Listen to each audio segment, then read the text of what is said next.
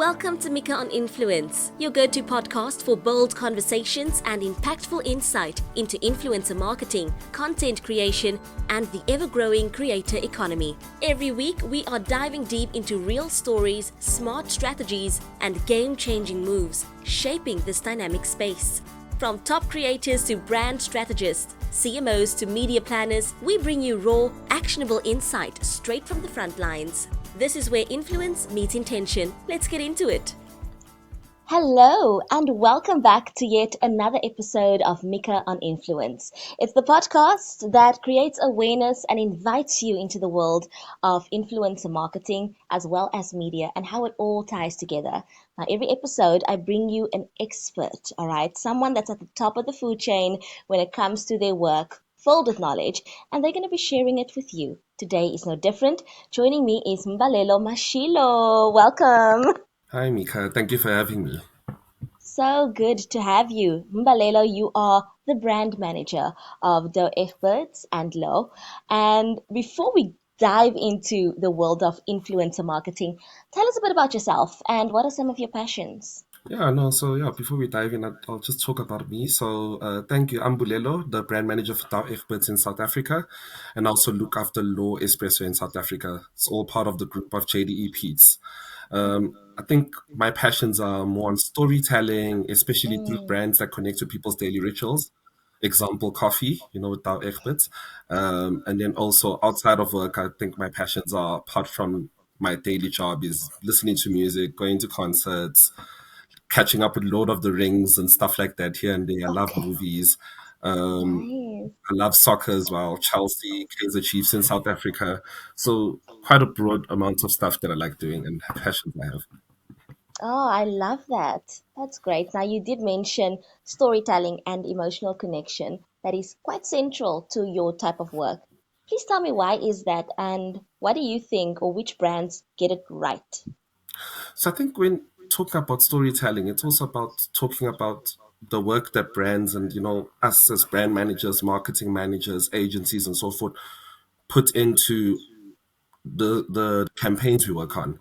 So it's Mhm. rewarding to help shape the next generation, with regards to the people that come up in our industry. But at the same time, they need to understand that a brand has a story and it has to be a compelling story.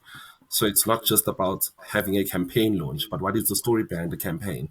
Mm. One of the interesting ones that I'd like to tell you about was I know you're a Tao Ichbit's fan. I mean, we've spoken before, and was the Deco Jar campaign we ran last year, where Okay. we got local South African artists to actually design art, and we slapped that on the jars and brought that to the world. It was available in retail.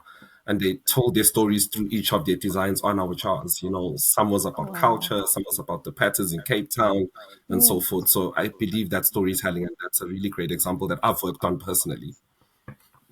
I think it's wonderful that your brand is giving creators and artists out there that opportunity. That's huge. Imagine seeing something that was in your head now on a coffee jar in retail.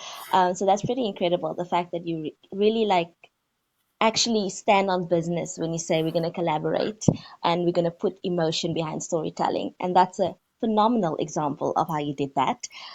Mbulelo, tell us about how Thanks. you got into the world of influencer marketing and exactly take me back to that first time that you thought this is the job for me.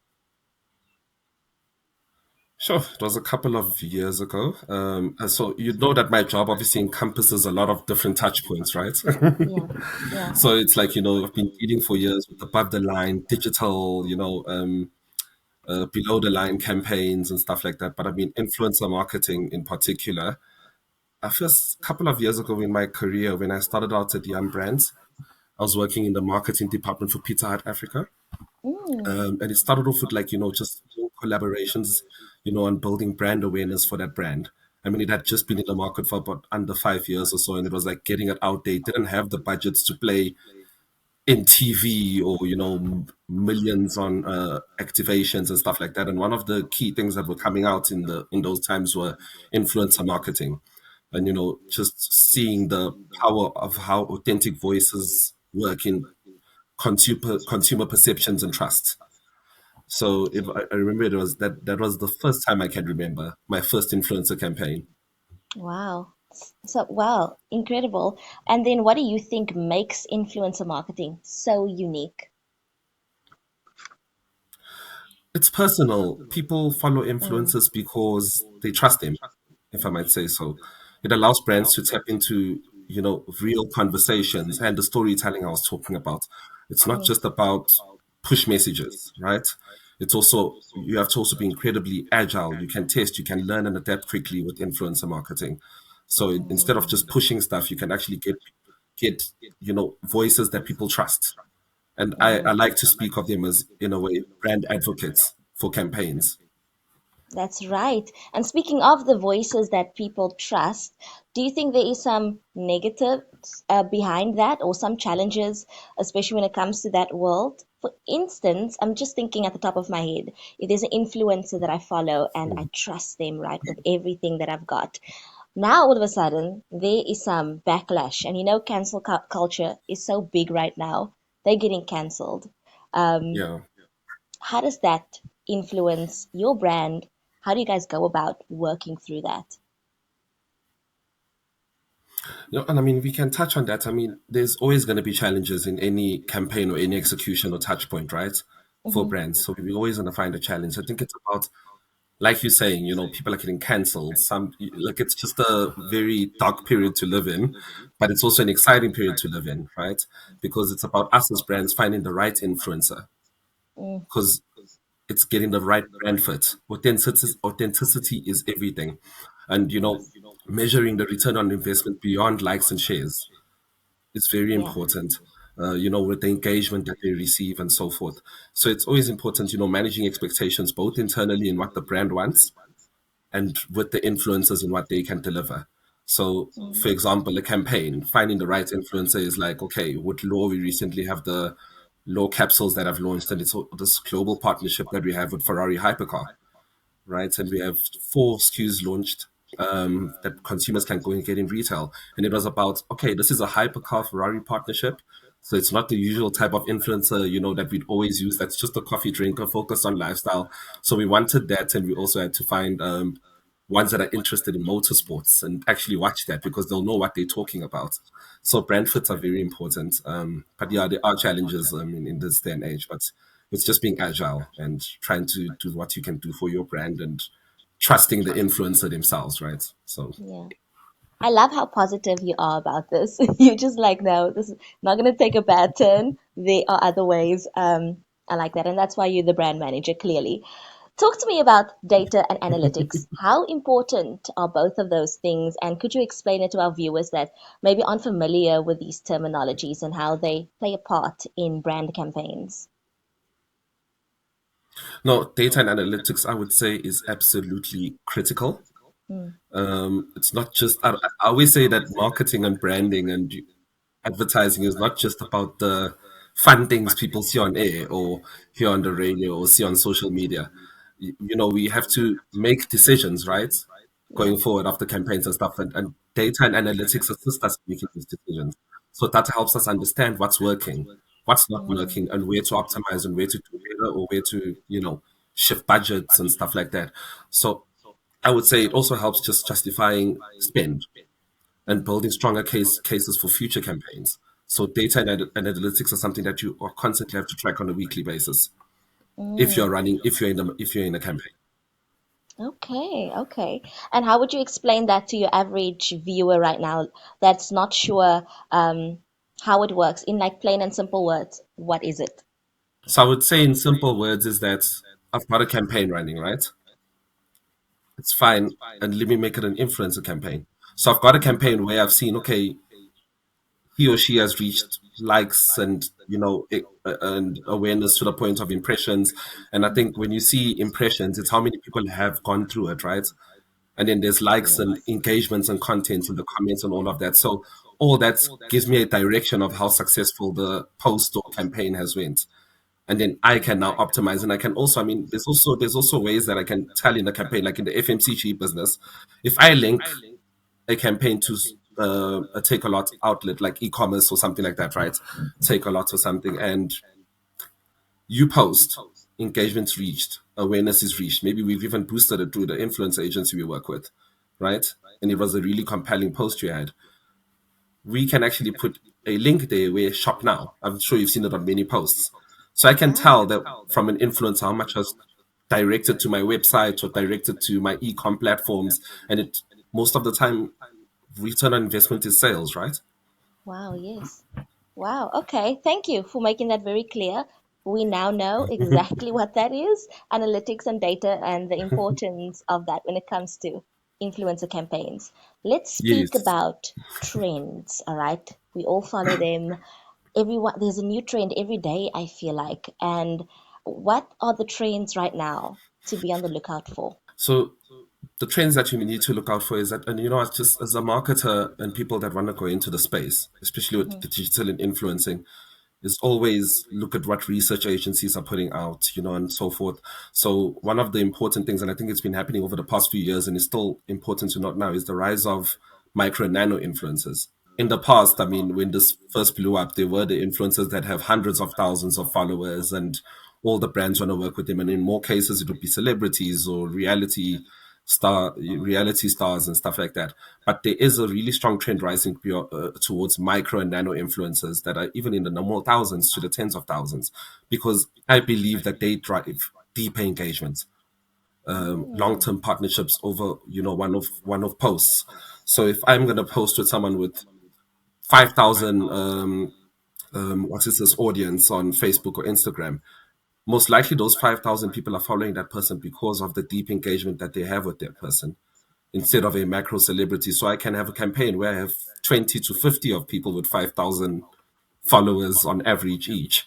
And I believe that if they advocate for the product, that will really, that's even more trusted by the audience that follows them.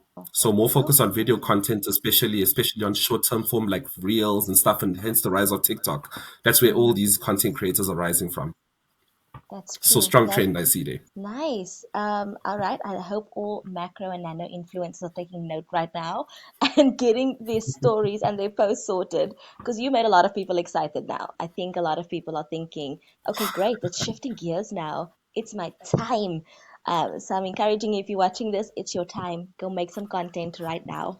Marketers want a crowd of real fans of your brand shouting your praises? The Salt has South Africa's biggest nano influencer community, over 500,000 subscribers strong, turning authentic stories into results you can measure. Think word of mouth, but supercharged, with trusted voices and real-time data to back it up. Our creators don't just spread the word, they build credibility and loyalty that sticks. Ready to tap into SA's largest network of brand champs? Reach out to the efficient team at thesalt.co.za and book your next campaign. Then sit back and watch your reputation and sales take off. Valero, talk to me about Yes. artificial intelligence. I'm scared of this word, because I see them everywhere and I'm scared they come for my job as an interviewer personally. Um, they are rising. AI is everywhere, especially in the influencer market. What is your take? And Of are there course. some positives? Are there some negatives, do you think? So I think, in my opinion, that there are more positives than negatives. Hmm. And it's, as I said earlier, that, it's us being agile and understanding and keeping up with research and understanding what are the new technologies on offer. So, I mean, in my opinion, AI will help us better identify influencer matches and predict campaign outcomes. So if the agencies we deal with, if you can incorporate AI, and here's my brief. It always starts with the brief that this is the campaign, these are the objectives, and this is the type of content we see coming out into driving the products we are launching or campaign we are launching. AI might be able to really, I mean, there's thousands of influencers now. AI might be able to sift through all of that and find key matches in their profiles and recommend out of the thousands. And it might help with influencer agencies instead of spending all those hours doing it yourself Mm. for all the clients you have. Then AI might be able to sift through all of that and get the key messages from their content that they posted.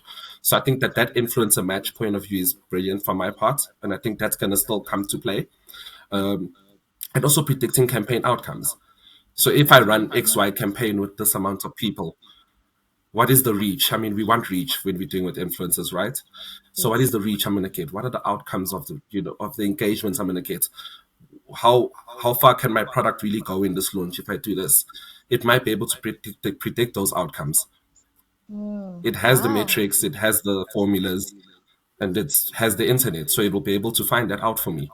And I think it will also streamline content creation and reporting, even on the influencers part to make use of AI, and then also reporting from our part. But I, I, I never take away that human creativity and authenticity is always key to any campaign. So Yes. that's one thing that AI will never really dominate. It can help with everything else, but with the human being itself, Yeah. that's Absolutely. priceless. Yeah. There really is nothing like human connection and presence. We can feel a warm human presence and we relate to that more than, an artificial intelligence influencer. So influencers, don't worry, don't panic. All is well in the world of influencer Yeah. marketing as long as you stay authentic and create brand relationships, which leads me to my next question. What is your advice for new influencers that's really getting into the market and taking this influencer marketing seriously? When it comes to brand Mm. relationships, what would you advise them to do or be on the lookout for? So I think the glitz and glamours that come with influencing, and if you get it right, I mean, they all want it. I mean, we'd also want it ourselves if I knew I would be an influencer. But I look at it from a brand perspective, and I think being authentic, Mm, not yes. compromising your voice for a brand. That's why I said brand fits and the right influencer fits are very important. Hmm. You, you can't be a person that's against caffeine, but just because Dow Egberts comes with an influencer campaign and it's going to pay you, you're going to post on it. So just be authentic, Yeah. because you won't do justice to yourself and you probably won't really do justice to my brand as well. So be authentic. Don't compromise your voice for brand. Understand the value, the value and audience of that brand, Mm, which goes back to what I'm saying. That the brand fit is important. Understand what that brand stands for. In most influencer marketing briefs, you will put what the brand's beliefs are and core beliefs are and the objectives of the brand, right? And you'll understand the audience we're looking for because we'll segment the audience. So just always understand that, communicate clearly and professionally. It builds long term relationships with the brand and with your audience. So that's just my advice: authenticity and right brand fits. Don't compromise yourself, and just focus on being clear and professional, and build long term partnerships and relationships with the corporate side of things, with the brand and with your audience. oh, that is beautifully said. Thank you so much for that insight and wisdom. Talk to me about an execution partner. I'm not sure what this is exactly, and how making sure Mhm. influencer marketing campaigns are then successful. An execution partner, in that, on my point of view, I think you'd be referring to the agency that helps us execute it, right? Okay, yes, yes. Yes. So I would say that a good partner needs to ensure alignment, right? So strong alignment between the influencer and ourselves as the brand. Manage logistics. So, a lot of the time it's not just about you posting. There's a lot of things in the beginning to the end that even the influencer packs need to be created. We don't just say go and post on my brand. It's like we gonna send you a pack with the new product in and all that. And a lot of the time, those are tailor made to the influencer. Mm-hmm. Like if they had health and lifestyle as a thing, would probably put in some stuff that are related to that. If that is motorsports and stuff like that, maybe we'll put stuff related to that. So all those logistics, getting that to the influencer to get them excited about also doing it is very important, and it helps measure the success. I think that execution partners, they're an extension of the brand team and play a key role in the delivery of a campaign. They're an extension of the brand they're working for, and they're our Right. voice. Yes, yes, that makes a lot of sense. And what is your view on creator-led brands? How is it growing? How is that a growing channel? Creator led brands, I think, definitely it's a growing channel. It's an exciting space. Mm-hmm. Creators have built loyal communities, and that trust translates and relates into strong brand equity, in my opinion. Mm. It's a space where, I mean, it is a space we're watching very closely, especially for collaboration opportunities. But yeah, it's an exciting one. All right. Well, this is the last question, and it's a mouthful, so I have to read it. In WPP's media's latest global ad forecast, right? For the first time, Hmm. more than 50% of content-driven ads or content-driven ad dollars are flowing into creator platforms and not traditional media. This is the first time we're seeing this. This is obviously mind blowing. Firstly, did you see that coming? Did you see that happening ever? Who could have predicted this? No, we see it. We deal with budgets on a yearly, monthly, weekly basis. So, and we agile with it. But I mean, it is a shift that has been building for a while. So Mm, it has been around, and I think the relation is that consumers are spending more time on creator platforms, and yes, you we are as right. brands are following that. We understand how many audiences are on each platforms of creators. So yeah, that shift has been happening, and it's also a reminder to stay agile and meet audiences where the audiences are. But Yes, no okay. surprise in that. Yeah. Fantastic. And then, how do you see South African creativity influence global brand conversations? With South Africa, we are very diverse market. I mean, a lot of the campaigns that we do run, I mean, even with the big brands, are brands that can go, what do I call it? They can go viral in a way, right? Our Yes. pop culture goes viral, our sports goes viral. So if you're gonna be smart and align yourself and try and partner with viral moments like that, I think it's very important. Like I said, with the whole activation we had done with the Tao Egberts, local artists, and all like that. I mean, we ended up reaching audiences even beyond the borders. We got comments for the actual campaign and all that stuff, and it's nice when that happens, when you've got a feel good campaign that really transcends borders. And I believe pop culture wise, let's stay close to it. We can see what piano's doing globally. Our DJs are acknowledged. We've got so many artists and stuff that are doing well abroad. We've got movies here and there that are starting to pop up really well on platforms like Netflix, and any advertising opportunities that will come to reaching those audiences will be very important. And that's all South African driven. And then, every now and then we do well in the rugby and the crickets and all that stuff. And brands really want to partner with those things. And it really opens up the world to who we are as South Africa and the opportunities of creativity that we have in this country and we can also leverage for ourselves. I like that. All right, I know I said there was this last question, but now I have another last question for you. No, Okay, you've described don't stress. brand building as creating moments that matter. Mention a moment that mattered in your personal life that you can think of that really stood out, whether it be in the last few days or past few months, and also professionally. So I think a moment that mattered for me, and I mean, I think I'm still young. I'd like to say I'm still young, but not a very long career. But within the career that I've worked in, is moments that matter is when a brand in the storytelling. So when you tell a story and you can link a campaign to a socio-economic situation, or do good in those moments. I mean, I like, for instance, like recycling and upcycling, right? Mm, And I believe that that helps the environment. So in a lot of my communications and stuff, and the moments that I try to create, so it's fine. It's always fine to push the product, right? Because at the end of the day, we need to report on sales and units sold. Transactions are very important. But also, what are we doing for the environment? So it's also when I'm giving you my product, what are you doing with that product? So I know you had said you like a Tau Egberts fan, and I don't know if you've seen some of our comms or yourself just as a consumer. Keep the jar. I mean, yes, I've got a bunch of it's a, jars. yeah, I use it. It's nice and big. It's perfect for my crystals. It's a small vase also, which I use it for. I don't have big vases, so I just so happen to have a dough F birds in my house and a jar. So yeah, it's great for storage. yes. I love it. Yeah, we don't throw it So away here. you're sustainability driven consumer, and that's the insights I tap into, because then I'll start marketing that and saying, listen, keep the jars. And then Yes. just refill your coffee sometimes, or put your utensils in, or put your makeup stuff in, and all that. So I think those moments where I can talk about things that impact society and impact the world are the moments I care about. Oh my goodness. See, I contributed. Yay. Don't forget about me. Yes, every little contribution matters. We definitely won't.